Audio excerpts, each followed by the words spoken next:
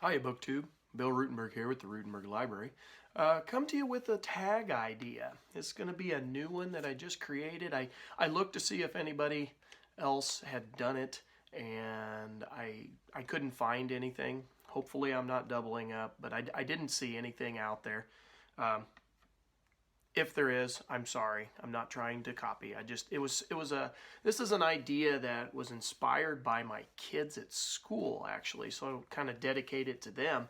Um, and it hit me yesterday morning that, man, this would be a great idea for a tag. Um, and I personally really like watching BookTube. I love watching stuff about books, but I also really like listening to what I call story time. I always have enjoyed listening to my elders tell stories of the past. And I have noticed that my kids at school, the newer generation, they just don't do that nearly as much as what we probably did as kids. And I know that really sounds old manish of me, but I really think it's true. And they don't get those stories shared with them, or they don't pay attention, one of the two. And I think this tag could be the opportunity to share some of those stories. And so let me give you a background of where I got the idea. So Friday at school, of course, it's the anniversary of 9/11. And we were going to take a few minutes in class, in each of my classes, to talk about what happened at 9/11 and the repercussions from that and how it has affected our nation and that kind of stuff. And so one of my kids, before I could even get started, I was taking roll first hours, taking the roll call and getting lunch count and all that, all those housekeeping items. And they just blurted out, "Mr. Rutenberg, where were you when 9/11 happened? What were you doing? Where were you?" And I thought, oh my gosh, you beat me to the punch, stealing my thunder. But my idea for this tag comes directly from that question. I had an interested kid in what was going on in my life. Now, to be honest, was he trying to throw me off, off topic and just get me rambling and not have to do classwork? I don't know. Maybe he was. But the point being, he was willing to listen to me, even if it was in exchange for less homework. But he was wanting to hear a story. And so I proceeded to, tell him the story of where I was and then, how that affected life and that kind of stuff. So I'm going to name this tag, long story short, the "Where Were You" tag. Where were you when that event happened? Now, you get free reign on your choice of events in history. And so I'm thinking major events that have happened. When I talk to my elders, my grandparents, and maybe people my parents' age, they could tell me about events like, where they were at when Pearl Harbor was bombed, when they found out about that. They could tell you, I was thinking of different activities that were happening in the United States. The JFK assassination. They can tell you the minute that, or what was happening, that minute detail. So I'm talking about events in history where what you were doing is like burned into your memory. I think you guys probably understand what I'm talking about. How about the man on the moon situation? So those are some of from the older generation, some of the most popular ones I hear about, Cuban Missile Crisis and what was going on.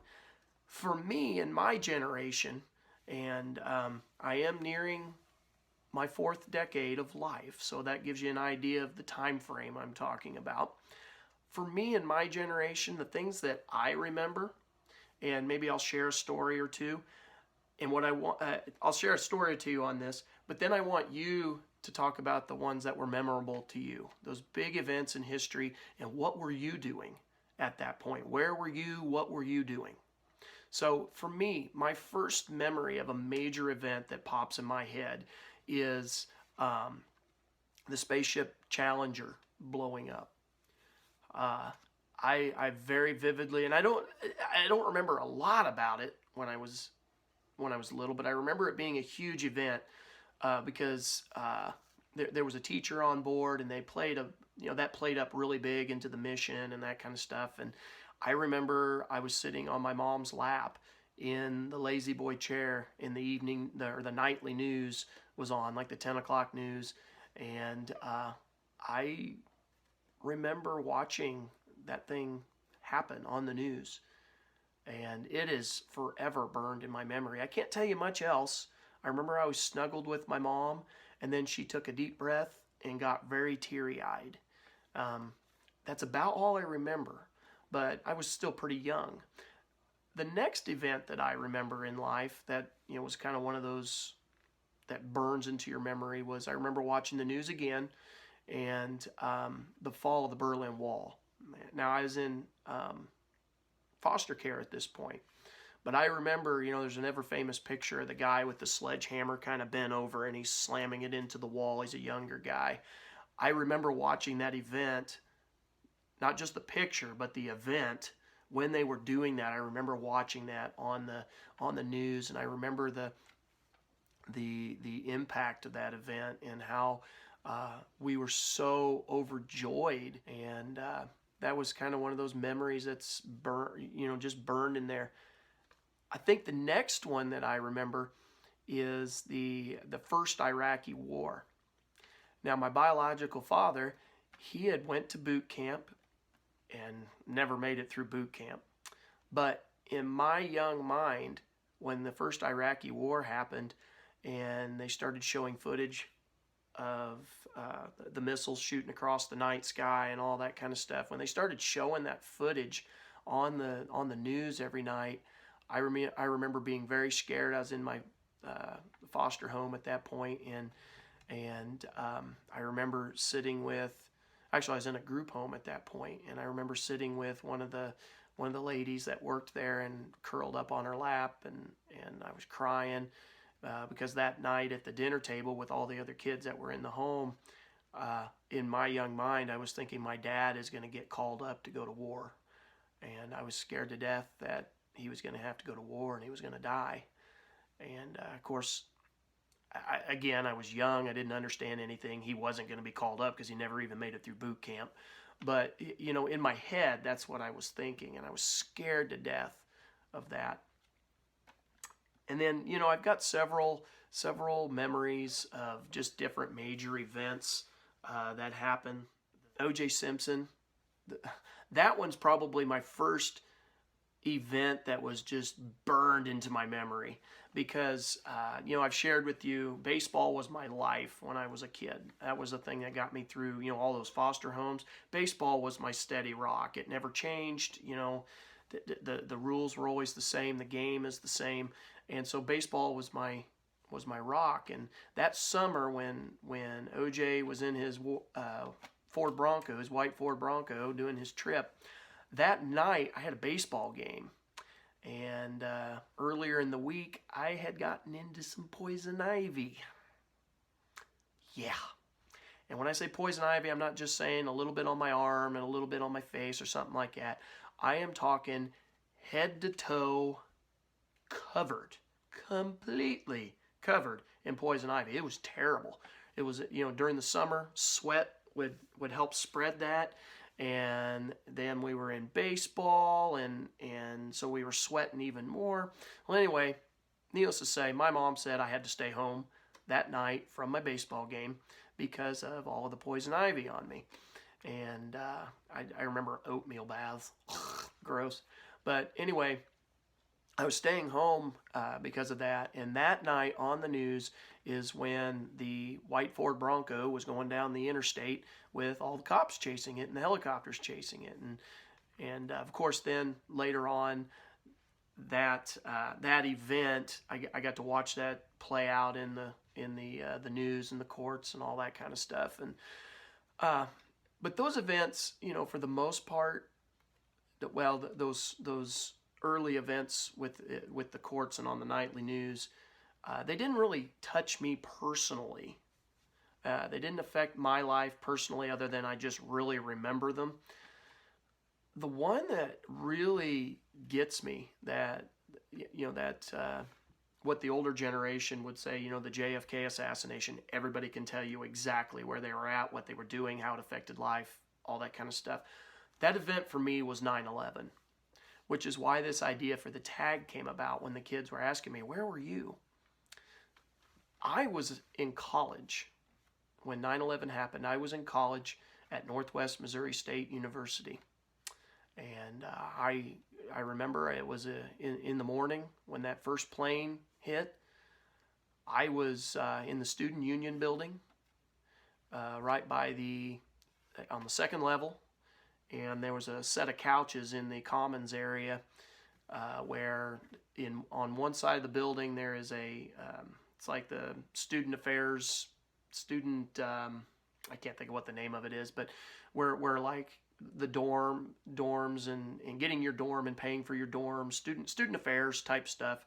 There was a room for that, and then on the other side of the hallway was like a coffee shop, donuts, that kind of stuff.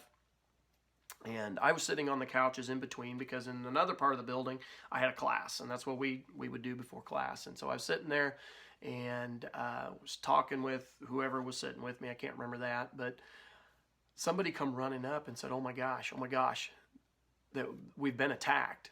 The United States has been attacked. And I looked at them and I was like, you're an idiot. And my exact words were, nobody is stupid enough to do that. Nobody is stupid enough to attack us on our home soil. I think you got your story wrong. How arrogant of me. My young age, I was, I guess, very arrogant at the time, because I think back now and I'm like, man, what a dumb comment by me.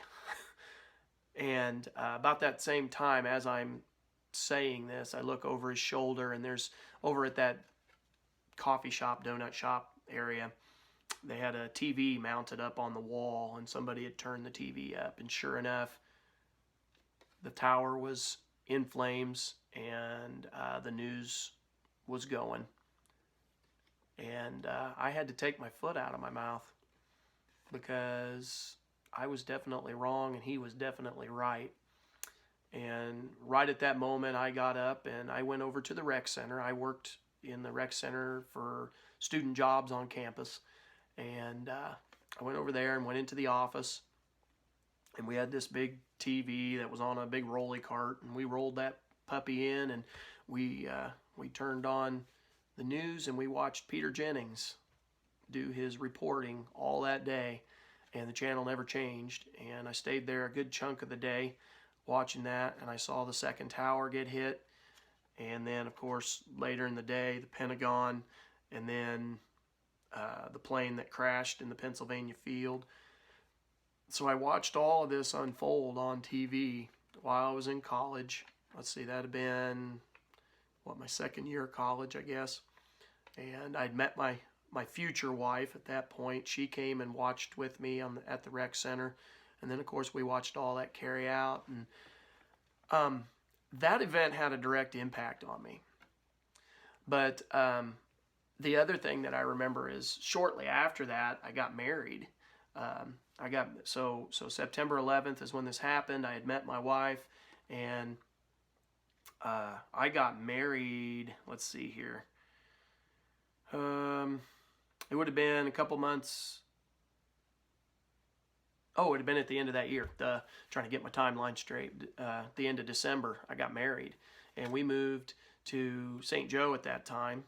And we went on our honeymoon in January.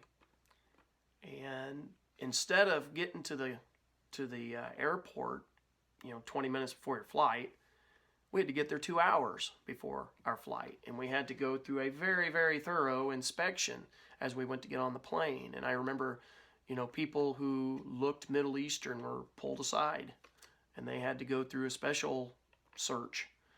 And I remember when we packed, we had all our stuff in the bag. And when we got back to, before we left, they took a lot of we took the travel size stuff, but it was a bit too big. It wasn't the tiny travel size, and of course you couldn't have that on the plane. So we had to buy all that stuff down in Texas when we got down there for our honeymoon. We had to rebuy all that stuff.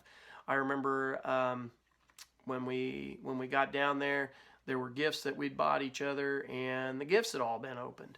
And it changed life. It made a difference.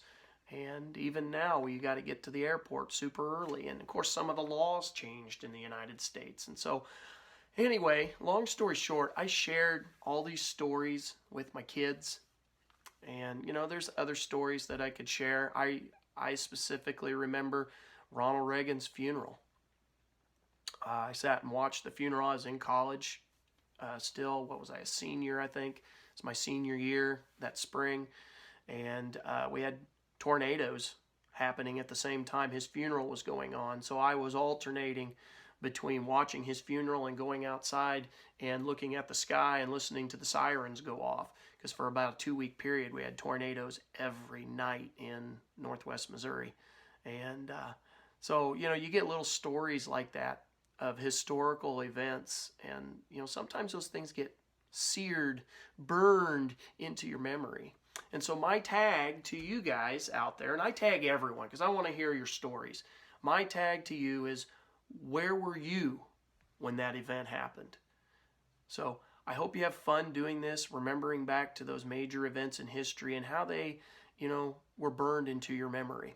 Please share the video with everybody. I want to hear everybody's stories. I love those stories. I am one who likes to sit with the older population and listen to all those stories. And we want to leave a record behind for the kids, whether they listen to it now as kids or later on as adults. That is the one good thing about these videos we post. They can stay here forever. So let's give that memory to our kids forever. So until next time, BookTube, have a great day.